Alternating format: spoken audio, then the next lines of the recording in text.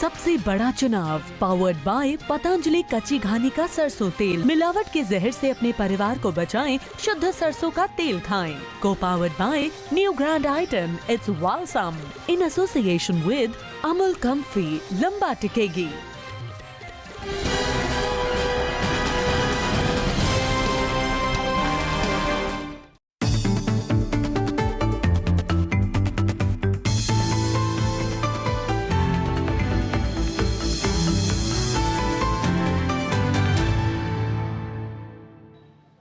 लखनऊ हम पर फिदा, हम फिदाए लखनऊ। आसमां की क्या हकीकत जो छुड़ाए लखनऊ। नवाब वाजिद अली शाह ने लखनऊ को लेकर ये चंद लाइनें दरअसल यूं ही नहीं गढ़ी थी। इस शहर की तासीर ही कुछ ऐसी है कि इस नज़ाकत और इस नफासत की अगर हम बात करें तो लखनऊ सबसे पहले हमारे जहन में आता है। नवाबी मिजाज के इस लखनऊ में आज हम पहुंचे हैं तमाम ऐसे सवाल लेकर जो आधी आबादी से सीधा जुड़े हुए हैं। इस वक्त मेरे साथ तमाम महिलाएं हैं, यहाँ पर हर तबके की लड़कियां यहाँ पर मौजूद हैं जो मेरे तमाम सवालों का जवाब खुल कर देंगी, क्योंकि हम यहाँ पर सिर्फ पूछने नहीं आए हैं, हम उनके सुनने भी आए हैं। बात आज असमानता को लेकर होगी, भेदभाव पर होगी, इन चीज़ों को लेकर होगी कि इनके मन में क्या है। मैम आप बताइए, आधी आबादी को लेकर तमाम लोग बातें करते हैं, असमानता का दंश कहते हैं कि खत्म हो गया, वाकई? पितृसत्तात्मक समाज में, पेट्रियार्की में, जहाँ पे सारी सोच जो है वो पुरुषों द्वारा बनाई गई, उसमें महिलाओं को जगह मिलेगी कैसे इतनी आसानी से?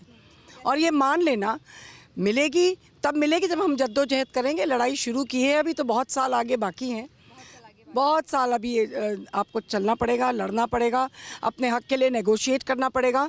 और इतनी आसानी से देंगे नहीं वो, ना आपको आपके क्लासरूम में वो जगह मिलेगी, ना आपके परिवार में आपको वो जगह मिलेगी, ना समाज आसानी से आपको देगा। आपको 500 गुना ज़्यादा आदमियों से ज़्यादा मेहनत करनी पड़ेगी तब उसके बराबरी की मानी जाएंगी। 1000 गुना उससे ज़्यादा बेहतर होंगी तो उससे बेहतर बड़ी मुश्किल से मानी जाएंगी, नौकरियां नहीं मिलेंगी। ये सब पितृसत्तात्मक समाज की सोच है। जब तक यानी कि हम राजनीतिक पार्टियों को दोष देते हैं, बहुत हद तक वो भी ठीक है, लेकिन हमें खुद से भी इस समाज को बदलना होगा, क्योंकि समाज हम खुद ही हैं, समाज हम खुद ही हैं, बनाते हम खुद ही हैं। ये बताइए कि क्या खुद से आप बदलाव महसूस करती हैं, अपने घर से महसूस करती हैं? बिल्कुल नहीं। मुझे ऐसा लगता है कि हमारे घर की जो लेडीज़ होती हैं वो भी हमें आगे नहीं बढ़ने देना चाहती हैं। मैं घर का एग्जांपल ले सकती हूँ, और सिर्फ लड़के ही नहीं, लड़कियाँ हैं जो बोलती हैं नहीं देखो वो लड़की ऐसे कपड़े पहन के जा रही है। जब आप खुद ही एक लड़की को बोल रहे हो तो लड़के आपको क्या बोलेंगे? और लड़कों की सोच तो कहने ही क्या। मैं एक एग्जांपल देना चाहती हूँ। मेरा एक फ्रेंड है, उसने मुझे बोला कि देखो ये इसी वजह से होता है कि रेप इस वजह से होते हैं कि लड़कियाँ छोटे कपड़े पहनती हैं। मैंने कहा आप शर्ट उतारते हो, आप मुझे अच्छे लगते हो तो क्या मैं आपका रेप कर देती हूँ? बिल्कुल, यानी कि कपड़ों को लेकर आप चरित्र कैसे किसी का नाप सकते हैं, आप कैसे आप मापदंड खुद तय कर सकते हैं? हमारे कपड़े क्या ये बताते हैं कि हमारी सोच क्या रखती है? ऐसा ज़रूरी नहीं है, क्योंकि मैंने तो देखा है कि रेप तो बुर्के वाली औरतों का और सूट वाली लड़कियों का भी होता है। सो और छोटे बच्चों का क्या है, वो छोटी लड़कियां, उनका क्या रिवील होता है? So it doesn't matter, that is a purely a mindset. आप ये लेके वो फैशीपना आपके दिमाग में है, तो आप ये नहीं कह सकते कि किसी के कपड़े या किसी का बिहेवियर, किसी के चलने का ढंग आपको प्रोवोक करता है रेप करने के लिए। बिल्कुल, ये उन लोगों को सुनने की बहुत ज़रूरत है दरअसल जो रेप के लिए भी कभी कभी हमारे कपड़ों को और हमें, हमारी सोच को जिम्मेदार ठहराते हैं कि हमारी वजह से ऐसा होता है। पीछे भी देखिए राजनीतिक पे भी कितना बड़ा कमेंट्स किया गया था कि आप लोग ऐसे कपड़े पहन के निकलती हैं, रात में क्यों निकलती हैं, दिन में क्यों नहीं निकलती हैं। तो ये उनकी सोच गंदी, वो अपनी सोच को बदले, ना कि हम अपने पहनावे को बदलें। और अपनी कमियों को कहीं ना कहीं छुपा। छोटे छोटे बच्चों के साथ में जो है ये हरकतें होती, तो वो क्या करते, वो कौन से कपड़े पहनते हैं? हम उनसे ये पूछना चाहते हैं कि जो लड़कियों के कमेंट्स करते हैं कि आपने ये पहना हुआ है या वो पहना हुआ है, तो वो जो बच्चों के साथ में गलत हरकतें, वहशीपना करते हैं, वो कैसे कपड़े पहनते हैं? आप इसके ऊपर हमको जवाब देंगे? और इसके लिए बहुत ज़रूरी है कि दरअसल हम शुरुआत खुद से ही करें। मैम आप मुझे बताइए, ये जैसा कि अभी यहाँ पर कुछ लड़कियों ने बोला कि हमें खुद से तो बदलना होगा, मम्मी अलाउ नहीं करती है, मम्मी कहती है छोटे कपड़े पहनकर बाहर नहीं निकलो। क्यों नहीं निकले हम, क्यों अपनी लड़कियों को दबा देते हैं? देखिए पहली बात तो हम आपको बता दें, ये जो बच्चे बोल रहे हैं कि मम्मी कहती हैं, तो सबसे पहले हमें ये ट्रेंड चेंज करना पड़ेगा, क्योंकि कहीं पे भी वुमेन जो है पावर में है ही नहीं। घर के जितने भी डिसीजंस हैं वो फादर लेते हैं, ब्रदर लेते हैं। अगर बहन को बाहर जाना है तो पहले बाप ही ये कहता है कि जरा भाई को ले लो साथ में तब जाना। माँ ये बात नहीं कहती, क्योंकि पिता ने समझा रखा, देखो सुन लो, अगर लड़की तुम्हारी अकेले गई, लेकिन दबाव माँ का भी कहीं ना कहीं होता है ना। माँ क्यों नहीं पिता के दायरे से बाहर निकलना चाहती? क्योंकि इतना ज़्यादा उसको दबा रखा है, तो पहले तो ये सोच पुरुषों को भी बदलनी पड़ेगी कि वो क्यों ऐसा करते हैं। हम हमेशा ये कहते हैं कि महिलाएं चेंज हो, हम ये कहते हैं कि पुरुष क्यों नहीं चेंज करते अपनी सोच को। उन्हें भी तो जब पावर लेनी, लेकिन ये भी तो तभी मुमकिन है ना, ये भी तो तभी मुमकिन है जब हम खुद सारा हमारा पूरा महिला समाज सशक्तिकरण की ओर आगे बढ़े। तो महिलाएं तो चेंज हो रही हैं, महिलाएं खूब चेंज हो रही, जहाँ जहाँ महिलाएं चेंज होती है वहाँ पे बहुत चेंज होता है। ठीक है, यहाँ भी कुछ लड़कियां, उनसे आप बताइए। आप, मुझे लग रहा है जिस तरीके से आपने ड्रेस पहनी है, आप सभी लोगों ने स्पोर्ट्स से जुड़ी हुई, क्या खेलती हैं आप? मैं योग करती हूँ। आप योगा करती हैं, बहुत अच्छी बात है। योगा को आजकल सपोर्ट भी बहुत किया जा रहा है। इसके अलावा कोई और खेलना पसंद है? कोई खेल? और volleyball and basketball. Volleyball and basketball. खेल को लेकर क्या आप क्या सोचती है, चूंकि आप खेल रही हैं, तमाम आपके जो भी दोस्त हैं वो भी आपके साथ खेलते हैं, खेल के दायरे में भी कहीं ना कहीं हमने अपने आप को सीमित तो नहीं कर लिया है? सीमित है, बिकॉज हम लोग बॉयज़ की मेंटालिटी को चेंज नहीं कर सकते, गर्ल्स इसीलिए चुप हो जाती हैं। और स्पोर्ट्स में ये चीज़ बहुत मैटर करती है, कमेंट्स एंड ऑल, और हम लड़कियां उसके अपोजिट कोई अगेंस्ट जवाब नहीं देते हैं, बिकॉज हम ये सोचते हैं कि नहीं, इन लोग का तो रोज़ का काम है ये बोलना, और हम लोग इग्नोर करके चले जाते हैं। हम लोग उन्हें एक बार अगर जवाब, पर ज़रूरी नहीं कि इग्नोर करने की बजाय हम इस पर सवाल उठाएं। ज़रूरी है, मतलब सवाल, हम इग्नोर करके आगे क्यों बढ़ जाते हैं? इससे तो बढ़ावा मिलता है ना। नहीं, इग्नोर नहीं करना चाहिए, मतलब उनके बोलना चाहिए उनसे, ताकि अगली बार वो फिर बोल ना सके। हाँ, अगर हम लोग नहीं बोलेंगे, जैसे अगर किसी ने कमेंट पास किया, अगर हम नहीं बोलेंगे तो वो लोग समझ जाएंगे ये कुछ नहीं बोलते, इसको बोलो। बिल्कुल, ये बहुत ज़रूरी बात है। दरअसल हमें खुद से ही कहीं ना कहीं इस पर रोक लगानी होगी। अगर हमें कोई कुछ कह रहा है तो खड़े होकर जवाब देना होगा। जी, आप बताएं। मैम, आपने जैसे देखा अभी इस बार ओलंपिक हुआ, उसमें पुरुष कितने पीछे थे, महिलाएं कितनी आगे थी। आप खुद देख सकती हैं कि महिलाओं की एबिलिटी कितनी बढ़ती जा रही है। कुछ लोग कहते हैं कि ये चीज़ लड़कियां नहीं कर सकती, हमारे स्पोर्ट्स में ही है, रनिंग कराई जाती है या फिर जो भी एक्सरसाइज है हमें कराई जाती है। कुछ लोग कहते हैं ये लड़कियां नहीं कर सकती, सिर्फ लड़के करेंगे। तो आप खुद देख सकती हैं ओलंपिक में लड़कियाँ ही मेडल लेके आई, हर जगह आज लड़कियाँ ही आगे आ रही हैं। सिर्फ मेंटालिटी चेंज करने की ज़रूरत है और कुछ भी नहीं। आप अपनी मेंटालिटी चेंज करिए, समाज अपने आप चेंज हो जाएगा। समाज अपने आप चेंज हो जाएगा, मानसिकता हमें आपको सबको बदलने की बहुत ज़रूरत है। बहुत अच्छी बात आपने कही है। लेकिन आप सभी से सवाल है एक मेरा, कोई भी शेयर अगर करना चाहे, आप सभी इधर से भी, कभी फील्ड पर कोई ऐसी किसी के साथ घटना हुई हो, कोई एक्सपीरियंस आपका रहा हो जिसमें आपको लगा कि नहीं, अब बोलना होगा, बदलना होगा? किसी का भी कोई एक्सपीरियंस ऐसा? जैसे मेरा गेम मार्शल आर्ट से रिलेटेड है, मैं ताइक्वांडो की प्लेयर हूँ। तो मैं एक बार प्रैक्टिस कर रही थी अपने स्टेडियम में, तो वहाँ पे कुछ लड़के आए बाहर के, तो बाउट्स करवा रहे थे, हम लोग आपस में फ़ाइट कर रहे थे, बॉयज़ से, गर्ल्स और बॉयज़ की फ़ाइट हो रही थी। तो उसमें एक लड़की को चोट लग गई, लड़के ने किक मारा, वो गिर गई नीचे। तो वहाँ पे खड़े होकर लड़के हंसने लगे। उसके बाद वो लड़की जब स्टेडियम से बाहर निकली, उन्होंने उसका पीछा किया, घर तक उसके पीछे गए, उसके ऊपर कमेंट किया, सब कुछ किया। तो उस जगह उन लड़कों को भी सोचना चाहिए। और उस लड़की ने पुलिस कंप्लेंट भी करी, बहुत बड़ा केस हुआ उसमें हमारी सिटी में। तो वहाँ पे उसके बाद में जो भी केसेस हुआ वो हमें नहीं पता, लेकिन उस जगह उनको भी सोचना चाहिए कि मार्शल आर्ट है क्या है। अगर हम लड़कों से कंपटीशन कर रहे हैं, अगर हम उनके आगे बढ़ रहे हैं, तो क्या ज़रूरत थी उनको हंसने की। उस लड़की ने सुसाइड करी उसके बाद में। मुझे लगता है बहुत गंभीर बात है। उसके बाद से हमारे स्टेडियम में ये गेम बंद हो गया, हम लोगों को खेलने की जगह वो सिर्फ यही चीज़ है, यही हमें दरअसल बदलना होगा। अगर हमारे साथ कोई ऐसी घटना हो रही है तो हम लड़कियों को चुप करा देते हैं, शांत करा देते हैं। हम उन लोगों को क्यों नहीं पकड़ते या फिर उन लोगों की बात क्यों नहीं करते जिनकी वजह से हमारे लिए इस तरह की सिचुएशन पैदा हो जाती है? मैम, मैं आपसे बात करती हूँ, लड़कियों को शादी को लेकर लड़कियों की सोच कितनी ज़्यादा बदली है? क्या अभी भी घर वालों ने जो डिसाइड कर लिया, बिना देखे समझे शादी कर ली और फिर आगे बढ़ गए? ज़्यादातर शहरों में ये देखने को मिलता है कि लड़कियां अब खुलकर कभी अपनी बात को रख पाती हैं, लेकिन जो परसेंटेज लड़कियों का है जो शादी के बारे में बोल पाती, वो इतना मिनिमल है। शायद 1% लड़कियां होंगी अर्बन स्पेसेस में जो अपनी शादी कहाँ हो कह पाती हों। पर हम लोग बार बार ये कहते हैं कि देखिए वो लव मैरिज कर रही हैं, ये कर रही हैं, वो कर रही हैं। That's not true. 1% women are doing that. 99% लड़कियां माँ बाप के दबाव में जहाँ वो चाहते हैं शादी करती हैं, चाहें या ना चाहें। सबसे बड़ी प्रॉब्लम यही है कि औरत को एम्पावर करने के लिए हम लोग सोचते हैं कि एजुकेट हो जाएगी तो एम्पावर हो जाएगी, अगर उसको नौकरी मिल जाएगी तो वो एम्पावर हो जाएगी। नहीं, एम्पावर वो तब होगी जब वो अपने जीवन के निर्णय स्वयं ले सके। कहाँ पढ़ेगी, शादी कब करेगी, बच्चे कब पैदा करेगी, शादी करेगी या नहीं करेगी, पर ये निर्णय हम लड़की को लेने नहीं देते। और लड़कों के लिए पूरी आज़ादी होती है? हाँ, लड़कों को बिल्कुल आज़ादी है। क्यों? देखिए, ऐसा है कि मेरा मानना ये है कि पितृसत्तात्मक समाज में आदमियों ने बहुत अरसे पहले, हज़ारों साल पहले इस बात को समझा कि महिला उनसे ज़्यादा सशक्त हो सकती है। तो वो जो इनइक्वालिटी उनको महसूस हुई और अपनी कमी महसूस हुई, उसके तहत कुछ इस तरह के नियम बने हैं कि लड़की हमेशा बंध कर रहेगी और आपसे सब्जुगेटेड रहेगी। तो इसीलिए ये प्रयास होता है। तो लड़के को हमेशा बढ़ावा देंगे, कितना भी निकम्मा होगा उसको लड़की के ऊपर बढ़ावा दिया जाएगा। ये सोच है, ये परिवार में भी सोच है और ये पितृसत्तात्मक समाज की सोच है, जिसकी वजह से औरतें हमेशा आदमी के अप्रूवल सीख करती हैं। घर की माँ चाहती है कि पिता कहे, हस्बैंड कहे तुम सबसे अच्छी बीवी हो। लड़कियाँ चाहती हैं पिता कहें तुम सबसे अच्छी बेटी हो। और इसी से जुड़ा हुआ एक और बड़ा सवाल है मेरा, सरनेम को लेकर। शादी के बाद तुरंत सबसे पहला सवाल यही होता है लड़की को लेकर कि सरनेम हमारा चेंज कर लिया जाए।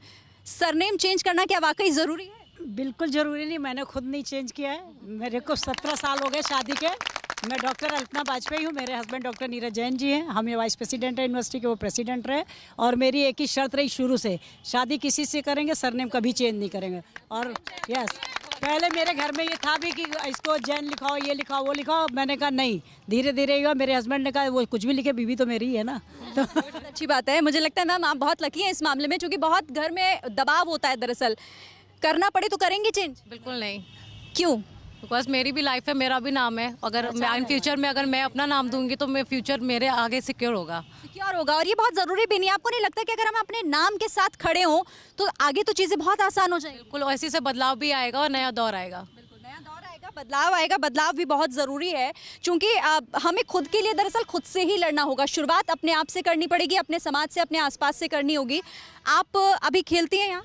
जी, मैं हॉकी खेलती हूँ। हाँ, क्या करियर आगे इसी में बनाना है?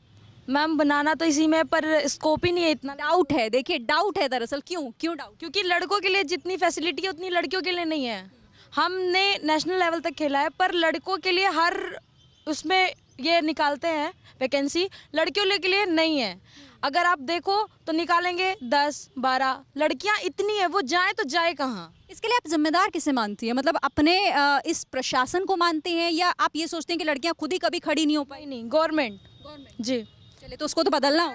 अदर जगह की जहाँ की लड़कियां हैं, हमारे यूपी में बस ऐसा है कि वो हर स्टेट की लड़कियों को पहले लेते हैं, और अदर स्टेट में आप जाओ तो वो यूपी की लड़कियों को बाद में लेते हैं, पहले वो अपने स्टेट की लड़कियों को लेते हैं।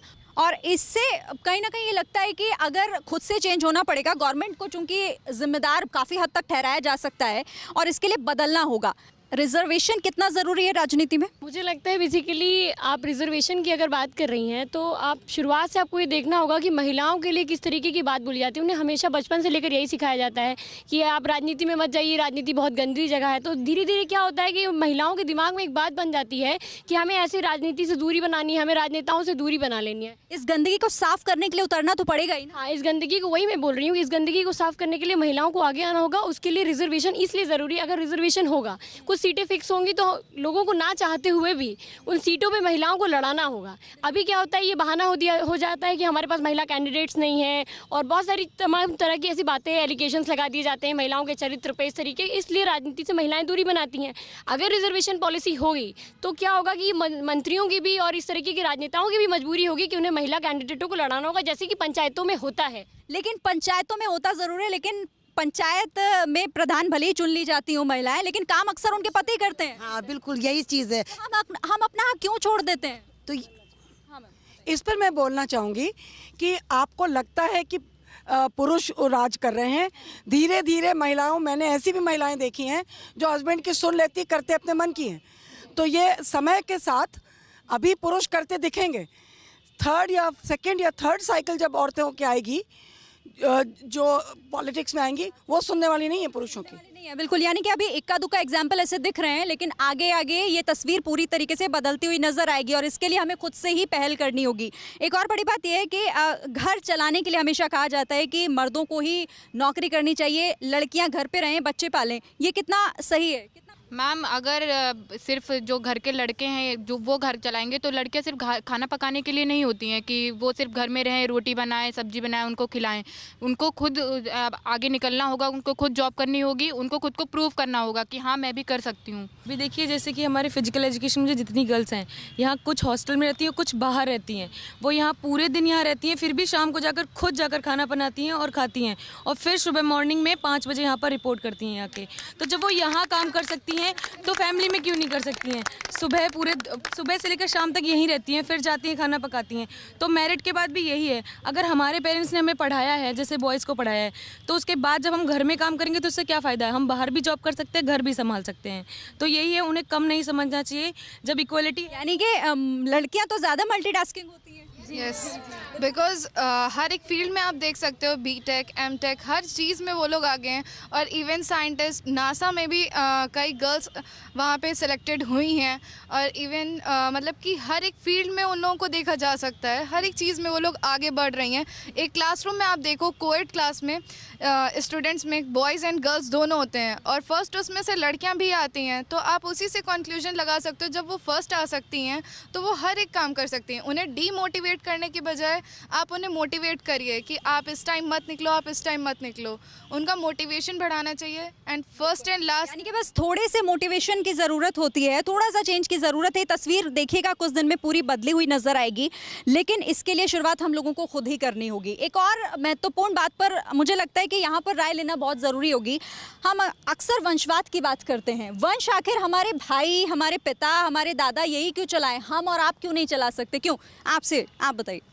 हम भी चला सकते हैं। ये सोच बदलनी होगी। लोगों की सोच है कि नहीं, लड़का ही वंश है, आगे वही परिवार चलाएगा, फैमिली चलाएगा। ऐसा बिल्कुल नहीं है।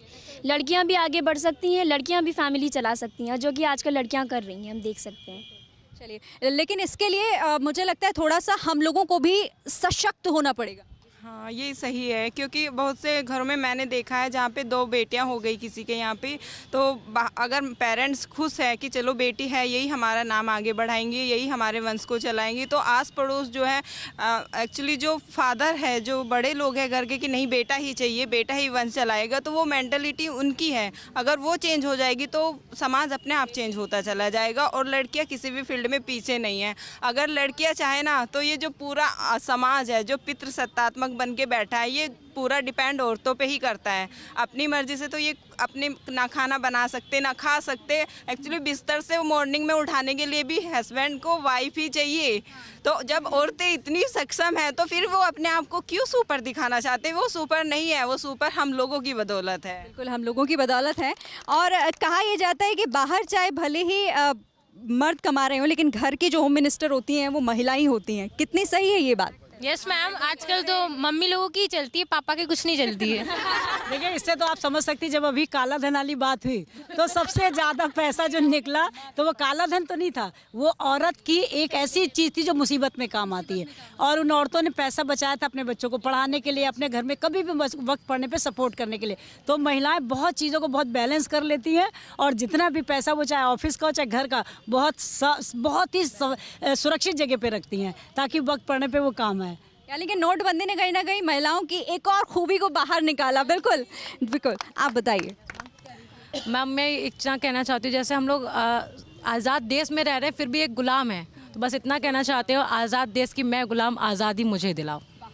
बेहतरीन ये बातें हैं कि आज़ाद देश की गुलाम अब भी महिलाएं हैं, और इसके लिए हमें उस गुलामी को पूरी तरीके से जड़ से ख़त्म करना होगा। लड़कियां 2 कुलों को चलाती हैं, और लड़के लोग, समाज की, ये सोसाइटी की ये सोच है कि सोचते हैं कि केवल लड़का हो जाएगा तो वो कुल को चलाएगा, पर लड़कियां यहाँ जन्म ले लेती हैं ना तो 2 कुलों को चलाती है, एक तो मायके को और एक ससुराल को। इसलिए कभी लड़कियों को कम नहीं आंकना चाहिए। बताइए, मजबूत आखिर कौन है जो 2 कुल को एक साथ चलाए? बॉक्सर है ये लड़की, बॉक्सर है ये, बॉक्सिंग करती है और बॉक्सिंग सीख रही है। तो इसके भी एक ये बात की निकल कर आई है, बॉक्सिंग जैसे अरीना में आई है जिसमें लड़कियां आमतौर पे आती नहीं हैं। तो तुम आई क्यों, ये तो बताओ। किसी तरह के बदलाव के लिए आई हैं, या क्या जिद है कुछ? तो हाँ, लड़कियां भी आगे प्रोग्रेस कर सकती हैं, कोई ज़रूरी नहीं है कि बॉयज़ ही आगे हमेशा बढ़ सकते हैं। लड़कियां भी बढ़ चढ़ के हिस्सा लें हर चीज़ में, हमारी यही इच्छा है।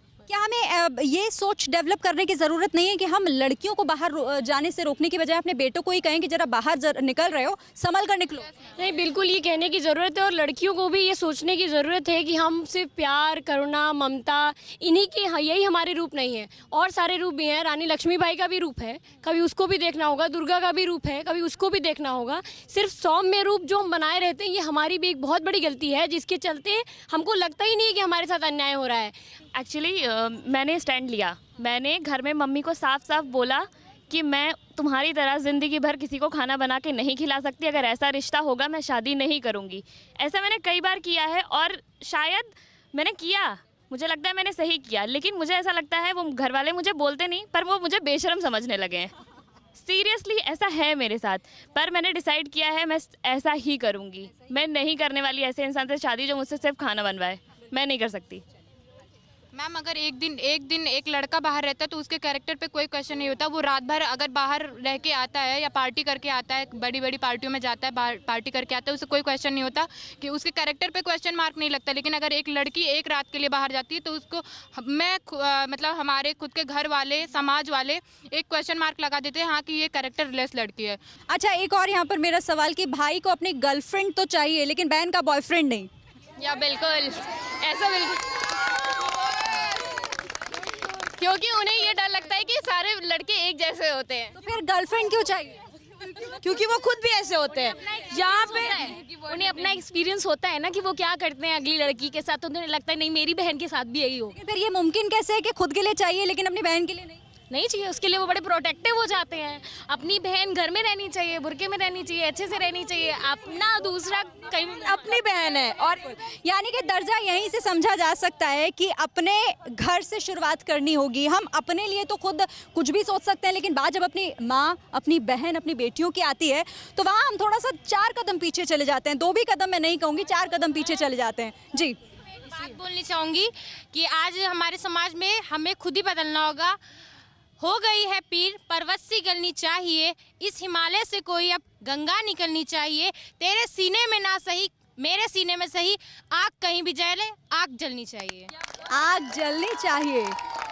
और अब इस आग को बुझा पाना बहुत मुश्किल है, यकीन मानिए। अब आधी आबादी को लेकर आप अपनी राजनीतिक रोटियां तो सेक सकते हैं, लेकिन इन पर जिस तरीके के असर की आप बात करते हैं वो आप नहीं कर पाएंगे, क्योंकि बहुत आगे निकल चुकी हैं। बातें आपने सुनी, इनकी बहुत आगे निकल चुकी हैं। अब इन्हें पीछे छोड़ना या 4 कदम पीछे रखना बहुत मुश्किल होगा। चलिए, इसी के साथ पिंक एक्सप्रेस के इस खास पेशकश में फिलहाल इतना ही। आप बने रहिए न्यूज़ स्टेट के साथ।